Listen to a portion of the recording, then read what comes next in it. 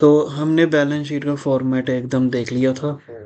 हमने देखा था कि फाइनेंशियल स्टेटमेंट क्या होती है। फाइनेंशियल स्टेटमेंट होती है जो आपको प्रॉफिटेबिलिटी भी बताए बिजनेस की और फाइनेंशियल पोजीशन भी बताए। फाइनेंशियल पोजीशन बैलेंस शीट में पता चलती है, वो हमने देख लिया कैसे फॉर्मेट बनाया जाता है।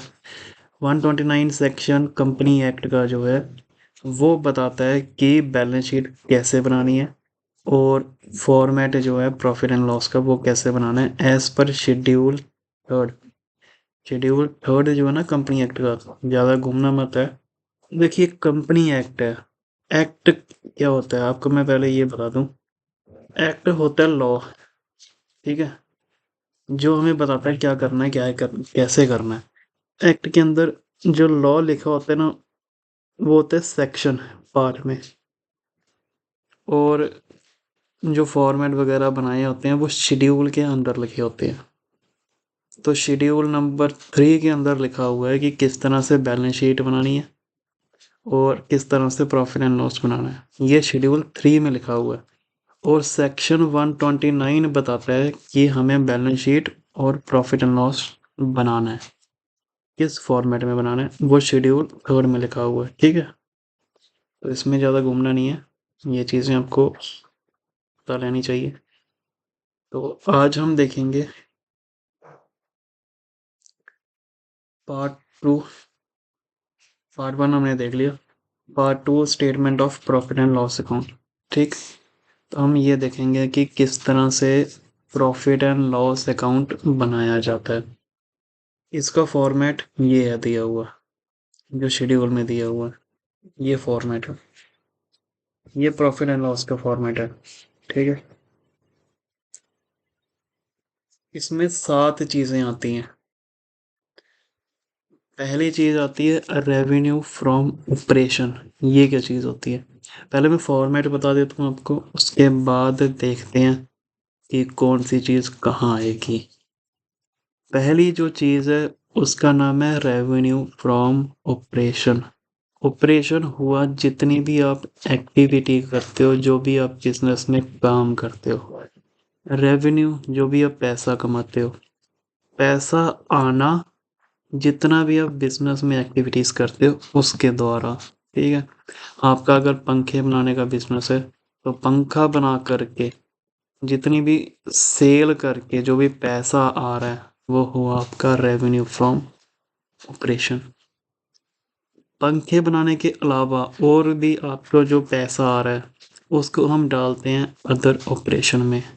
इन दोनों को मिला करके हमारा बनता है टोटल रेवेन्यू, मतलब टोटल हमारा सेल करने के बाद या इनकम जो भी हमारी जनरेट हुई उसके बाद जो भी हमारे पास पैसा आया। फिर हम देखते हैं हमारा खर्चा। हमारे 7 तरह के खर्चे होते हैं। पहले खर्चे को कहते हैं CMC, cost of material consume. दूसरे खर्चे को कहते हैं purchase of stock in trade. तीसरा होता है चेंजेस इन इन्वेंट्री। चौथा एम्प्लॉय बेनिफिट एक्सपेंस। पांचवा फाइनेंस कॉस्ट। छठवां डेप्रिसिएशन या अमोर्टाइजेशन। सातवां अदर एक्सपेंस, ठीक है। देखिए हमारा जो भी खर्चा होगा वो किसके रिलेटेड होगा। हमने कहीं से कुछ माल लिया, ठीक है, फिर माल बेचा, कितना माल रह गया। तो आपको बताया था कि इन्वेंट्री कितनी तरह की होती है, अगर आपको याद है तो। इन्वेंट्री इन्वेंट्री हमने 6 तरह की थी। Raw material, finish goods, work in progress, stock in trade, और जो 2 थी लूज टूल और स्टोर एंड स्पेयर। ये 6 तरह की हमने इन्वेंट्रीज की थी, है ना। हमारे बिजनेस में यही 6 तरह की इन्वेंट्रीज काम आती हैं। कहीं से आप रॉ मटेरियल ले रहे हो, फिनिश गुड्स नहीं लिए जाते, वो तो हम बनाते हैं। स्टॉक इन ट्रेड ये ट्रेडर्स जो हैं वो रखते हैं, है ना। तो इन इन्वेंट्रीज का जो काम होता है हम वहाँ पर चेक करते हैं कि ये कैसे काम करेगा। ओपनिंग रॉ मटेरियल, जैसे इन्वेंट्री में रॉ मटेरियल जो है वो कहाँ लिखा जाता है, वो कॉस्ट ऑफ मटेरियल कंज्यूम में लिखा जाता है। जैसे ओपनिंग रॉ मटेरियल ले लिया, कुछ परचेज भी किए और लास्ट में इतनी इन्वेंट्री बच गई, वो होती है क्लोजिंग रॉ मटेरियल। मान लीजिए 3 डब्बों से शुरुआत की थी रॉ मटेरियल से, 2 डब्बे परचेज किए थे, लास्ट में 1 डब्बा बच गया। कितने डब्बे खत्म हुए हैं? 4 डब्बे कंज्यूम हुए। हमने बस ये चेक करना होता है कि हमारे पास कितना रॉ मटेरियल कंज्यूम हुआ, उसे हम कहते हैं कॉस्ट ऑफ मटेरियल कंज्यूम। तो रॉ मटेरियल की जितनी भी ओपनिंग, क्लोजिंग या परचेज है, वो सारा कॉस्ट ऑफ मटेरियल कंज्यूम में लिखा जाता है। फिर आते हैं चेंजेस इन इन्वेंट्री। इसमें बाकी के जो 3 इन्वेंट्रीज हैं इसको लिखा जाता है, finish goods, work in progress और stock in trade. Work in progress जो है ओपनिंग में इतना था, मान लीजिए 4 डब्बे। परचेज तो हम वर्क इन प्रोजेक्ट प्रोसेस के नहीं करते। क्लोजिंग में हमारे पास 3 डब्बे रह गए थे, कितना डब्बा खत्म हो गया? 1 डब्बा कंज्यूम किया। तो हम यहाँ पर ये चेक कर रहे हैं कि कितना वर्क इन प्रोग्रेस कंज्यूम हुआ है। इसी तरह से फिनिश गुड्स का देखा जाता है। फिनिश गुड्स ओपनिंग में 6 डब्बे थे, परचेज फिनिश गुड्स भी नहीं की जाती, कोई नहीं। तो क्लोजिंग में 3 डब्बे रह गए, तो कितना कंज्यूम हुआ? 3 बॉक्सेस कंज्यूम हुए हैं, 4 नहीं, 3 बॉक्सेस कंज्यूम हुए हैं, ठीक है।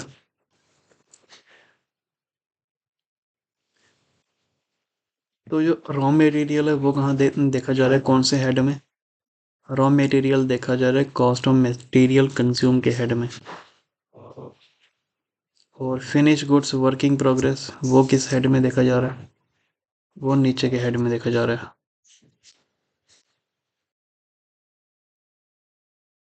ठीक है। वो कौन सा हेड है? वो है changes in inventory. Changes in inventory के हेड में फिनिश गुड्स, वर्किंग प्रोग्रेस और स्टॉक इन ट्रेड देखा जा रहा है। अब आते हैं स्टॉक इन ट्रेड पे। ओपनिंग स्टॉक इन ट्रेड 4 डब्बे थे, परचेज हमने 3 डब्बे किए, क्लोजिंग स्टॉक में 2 डब्बे रह गए। कितने डब्बे कंज्यूम हुए? 5 डब्बे कंज्यूम हुए। तो यहाँ पर आपको बताने की बात बस ये है कि ये जो हेडिंग है ना, ये जो हेडिंग है, cost of material consume, purchases of stock in trade, changes in inventory, in 3 heading को देखना सिर्फ, ठीक है। जो पहली हेडिंग थी ना, कॉस्ट ऑफ मटेरियल कंज्यूम, उसमें हम सिर्फ रॉ मटेरियल का चेक करते हैं कितना वो कंज्यूम हुआ है। चेंजेस इन इन्वेंट्री में हम फिनिश गुड्स और वर्किंग प्रोग्रेस दोनों का चेक करते हैं कितना कंज्यूम हुआ है। और जो परचेजेस हैं उसमें हम अलग से बनाते हैं, purchases of stock in trade, वहाँ पर हम परचेजेस ये अलग से लिखते हैं। लेकिन जो स्टॉक इन ट्रेड है वो इन्वेंट्री में आता है। ये थोड़ा सा कंफ्यूजिंग है, लेकिन अगर आप थोड़ा ध्यान से सुनेंगे तो आपको पता चल जाएगा। मैंने ये बताया कि रॉ मटेरियल जो है कितना कंज्यूम हुआ, ये आपका कॉस्ट ऑफ मटेरियल कंज्यूम के हेड में आता है। बाकी के जो 3 है, inventory, work in progress, finish goods, stock in trade, ये चेंजेस इन इन्वेंट्री के हेड में आता है, ठीक है। स्टॉक इन ट्रेड का जो परचेजेस है वो अलग से शो होता है, purchases of stock in trade. तो हमने ये 3 हेडिंग बनाई है, कौन कौन सी? Cost of material consume, changes in inventory, purchases of stock in trade. Raw material कहाँ शो होता है? कॉस्ट ऑफ मटेरियल कंज्यूम में। और बाकी के 3 ये कहाँ शो होते हैं? चेंजेस इन इन्वेंट्री में।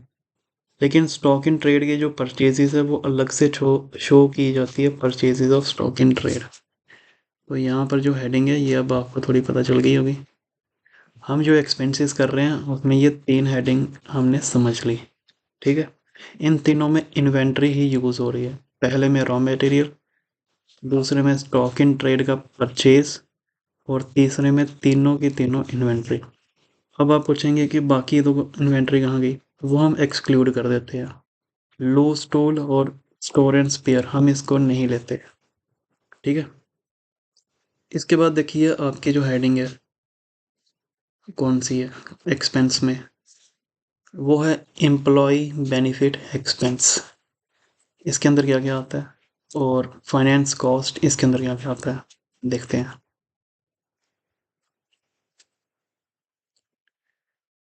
एम्प्लॉय बेनिफिट स्कीम के अंदर जितना भी आप एम्प्लॉय को स्कीमें देते हो बेनिफिट के लिए वो सारी आती हैं। Provident fund, salary, wages, staff welfare expense, employ medical expense, employ canteen expense, insurance paid for employ, ये सारी चीज़ें एम्प्लॉय के बेनिफिट के लिए जो भी होती हैं वो आती हैं। फिर फाइनेंस कॉस्ट में होता है कि कंपनी अपना फंड रेज करने के लिए जो कॉस्ट लगाती है वो चीज़ आती है फाइनेंस कॉस्ट में। जैसे कंपनी ने फंड रेज किया, बैंक से शेयर लिए या डिबेंचर लिए, ये करने के लिए जो कॉस्ट रेज हुई, जैसे इंटरेस्ट लोन पे पेड करना, इंटरेस्ट डिबेंचर पे पे करना, इशू ऑन एक्सपेंस, शेयर्स का इशू करने के लिए अंडर राइटिंग को कमीशन देना, लॉस जो होता है डिस्काउंट पे, कमीशन जो पे की जाती है डिपॉजिट मोबिलाइजेशन के लिए, तो ये सारी आपकी फाइनेंस कॉस्ट है। ठीक है, तो हमने अभी तक जो पढ़ा वो था revenue from operation, other operation, फिर ये एक्सपेंसेस की बातें। अब हमारी रह गई डेप्रिसिएशन और अदर एक्सपेंस, ये क्या चीज़ है ये देखते हैं।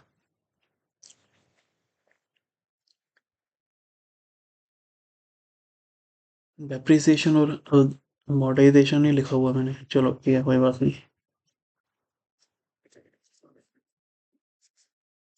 अदर एक्सपेंसेस में आगे जितने भी और एक्सपेंसेस जो बचे होते हैं फालतू के हमारे, कैरेज हो गया, बैंक चार्जेस हो गए, सेलिंग, जितने भी इनडायरेक्ट एक्सपेंसेस होते हैं सारे यहीं आएंगे।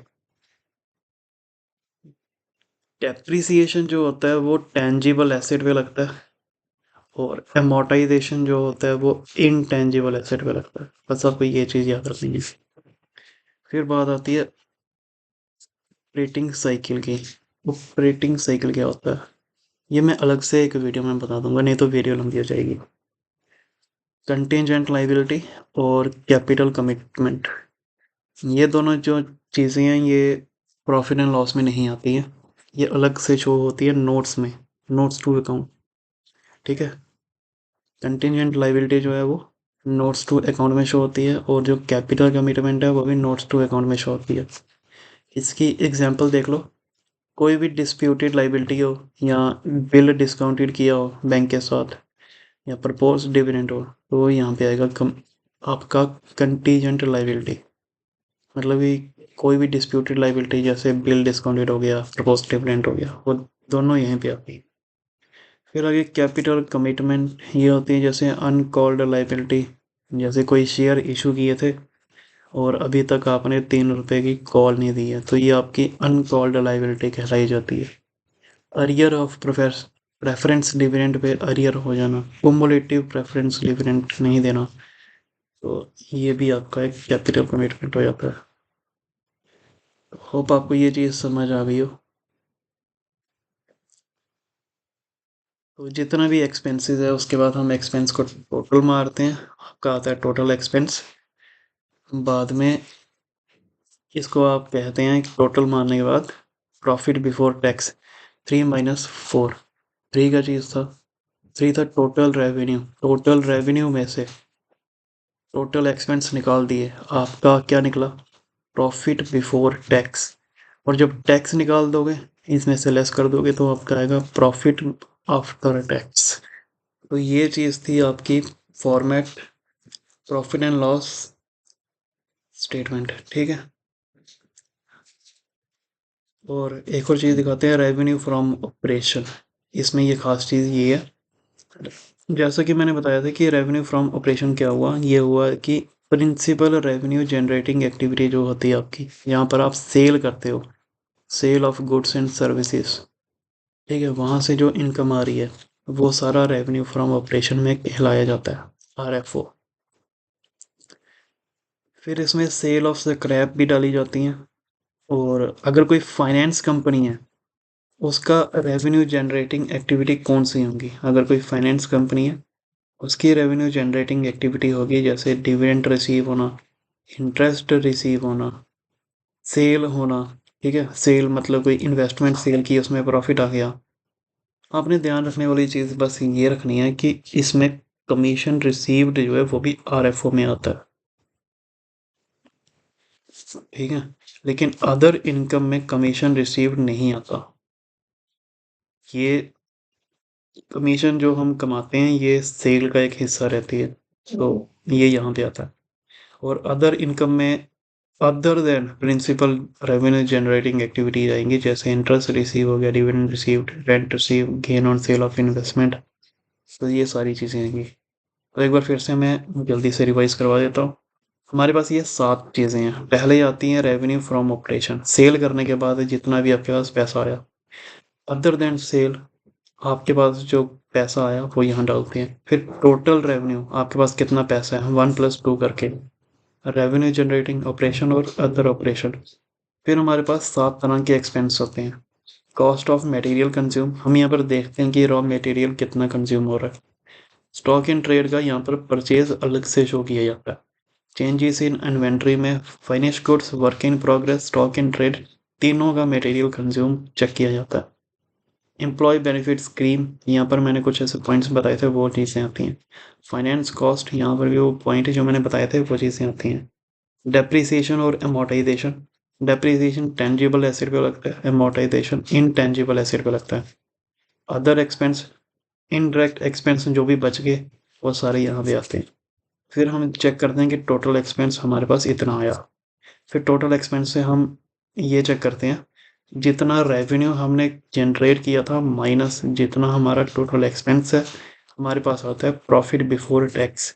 इसमें से हम टैक्स निकाल देते हैं तो हमारे पास आता है profit after tax. Thank you so much.